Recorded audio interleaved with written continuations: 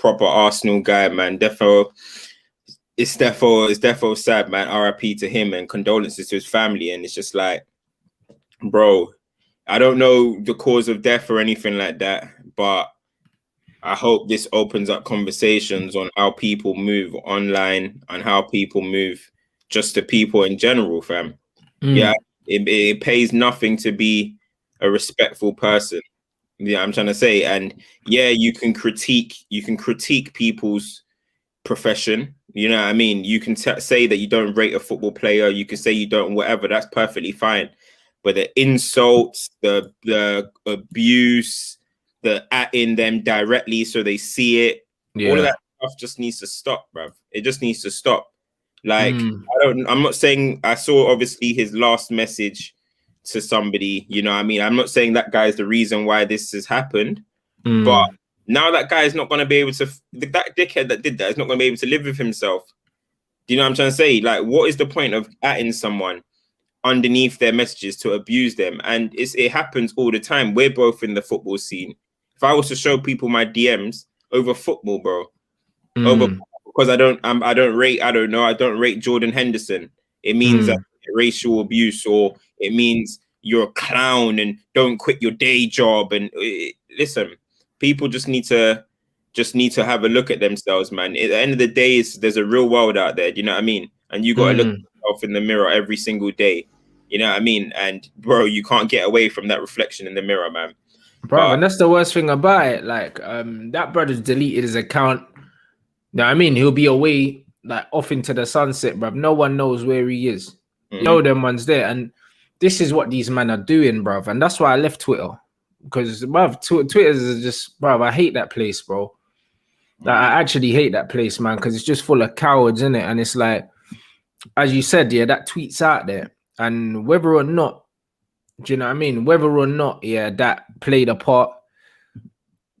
People like atting people, I just don't get it, bro. Like the energy to bring negativity into somebody's space. Like sometimes when I read the comments, either under like certain videos or like Twitter comments, it's like, bruv, you really went out of your way to say that to someone, bro. Like, and guess what? Like, you still didn't feel better about yourself after you did it, bro. Like, do you know what I mean? Them kind of comments are just a reflection on the people that are actually making them. And it just shows you, yeah, how sad and how unhappy a lot of people are with their lives. Because the facts are, bro, if you're living a full, happy life, bro, you ain't even got time to go out of your way to be leaving comments under someone else's thing. I'm worrying about my thing. Yeah. You know them ones. And that's what it is. So all them people that be messaging people, disrespecting people like that, bruv. Do you know what I mean? It's disgusting, isn't it? And it's one of them ones where, unfortunately, like, until they do something more with socials, bro, it's not gonna stop, bro. Because you just got these little cowards, these faceless cowards, and that's why I don't rate these faceless Twitter accounts, especially in football Twitter. It's rife. All these faceless accounts, these guys with pictures of players or former players and whatever, and they're going out there trying to bully people, because that's what they're doing, bro. Do you know what I mean? Creating agendas against people, cutting up people's shows and then clipping it up and putting it online to try and get them bullied and stuff like that, because that's what they're doing, bro. Do you know what I'm saying? That stuff needs to stop. That stuff needs to stop, bro, because it's toxic, bro. You know what I mean? So when they talk about football fans and that, there's nothing toxic about football opinion, bro. Everyone has one. It becomes toxic, yeah, when people try and weaponize it, yeah, and then try and bully people because of it, bro. Do you know what I'm saying? And it's one of them ones where one day, them man that do that, bro, they're going to get what's coming to them. You know what I mean? Because there'll be someone that's a lot more tech savvy than me, bro, that will find your IP address and pull up at your house, blood. Do you know what I'm saying? Because you got to have a really, really thick skin, bro, to do what we do, fam. And that's why a lot of them man hide their faces, bro. Because they can't say what we say with their chest, bro, because they're not strong enough to do that. So people like us, people like Claude, people like Robbie that have an opinion, bro, and put their face out there and put themselves in the public eye, bro. Like, it takes a special kind of person to do that, because any pussy can hide behind a picture of somebody else online, bro.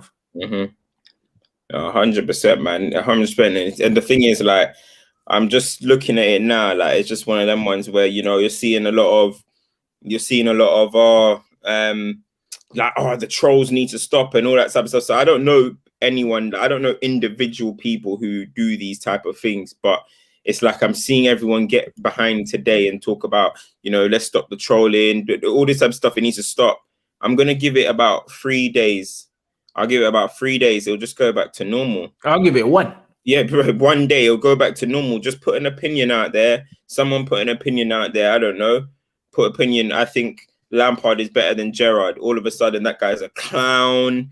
Don't know ball. Don't quit your day job. All of this type of stuff, and it just. And then them men start abusing you personally, yeah, because Exactly. you don't have the same opinion with them. And then, do you know what I mean? Imagine you have an opinion about a footballer that you don't like, and then they think that they can abuse you because of it, like defending that player's honor.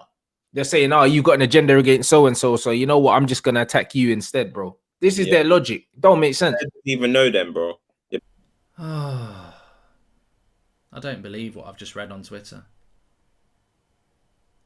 I feel sick. Claude from AFTV, well, he's not on AFTV anymore, has died. I mean, I don't know whether everybody knows who it is, but this is from his Twitter. We can't believe we are writing this with permission from Claude's father. It is with great sadness and a broken heart that we have to announce that our dear friend and legend Claude sadly passed away yesterday afternoon, the 29th of March. Oh. Well, I mean, thoughts go out to obviously his friends and family and to anybody who watched his content. I mean, I had the pleasure of doing some videos with him, and I know things happened with AFTV, and I know Robbie, and I know that was all really regrettable how it ended, and you know there was issues that I hopefully got resolved. I don't know whether they ever did, but what I would say is that I think you can see somebody on a TV screen, you can see somebody on a phone screen, and it's very easy to be critical. It's very easy to be praise and everything like that. But I've met this man. I was fortunate enough to meet that man, and what a nice guy to just sit and have a chat of football with. And I'm really stunned. I'm really stunned by that, because life's short, people. It really is. Life's a gift, and it's so short, and it's sad. It's really sad, because these people I've watched. I've done content with Claude. I've watched his content, and you grow a relationship with them, whether it's on your phone or TV, whatever. And it's just really sad. I'll tell you a story about Claude. When we had this just comes into my head straight away. When we were playing United Stand, remember United Stand? There's some videos on the channel about it. We were playing a friendly in London, and it was a really hot day. And AFTV had just started, and Claude was involved with the AFTV football team. And we just turned up, and he was there, and we were taking a piss, saying, "Oh, you're here to scout us," and everything like that. And he was like, "Oh, no, I only live around the corner. I just thought I'd come and watch you play." And he stood on the side with us, and it was really hot. And he said, "Have you got any water?" And we bloody left it back at home. So whilst he was like, "Don't worry about it." So because we were in the middle of the game, and then about 15 minutes later, he came back with a load of water that he'd been and bought from the shops and stuff. And it's only a little story, but he was, in my experience, really nice guy. And I'm really, really sad to hear that. And sad news coming out this morning that Claude, formerly of AFTV, but Arsenal football fan content, has sadly passed away, has been announced on. Just doing this video because I've got some really, really sad news. I heard the rumours that have been going around regarding Claude, that Claude has passed away. And I wanted in this video to just confirm that news is true. He has passed away. It's really, really sad. I'm just totally devastated at the news. I got the news last night. At around about 9 o'clock, friend of ours, Helen, who you see on the station, who you see on AFTV, she rents a property to Claude, and she alerted me to the fact that he had passed away. we then spent the next few hours trying to get in contact with Claude's family. We managed to let his dad know, other family members until today.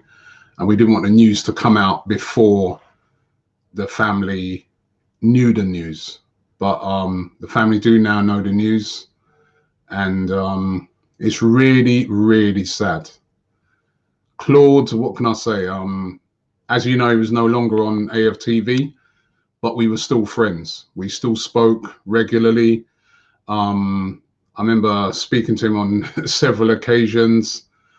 I remember, you know, Claude messaging me at Christmas when I had COVID, saying, Robbie, I heard you've got COVID.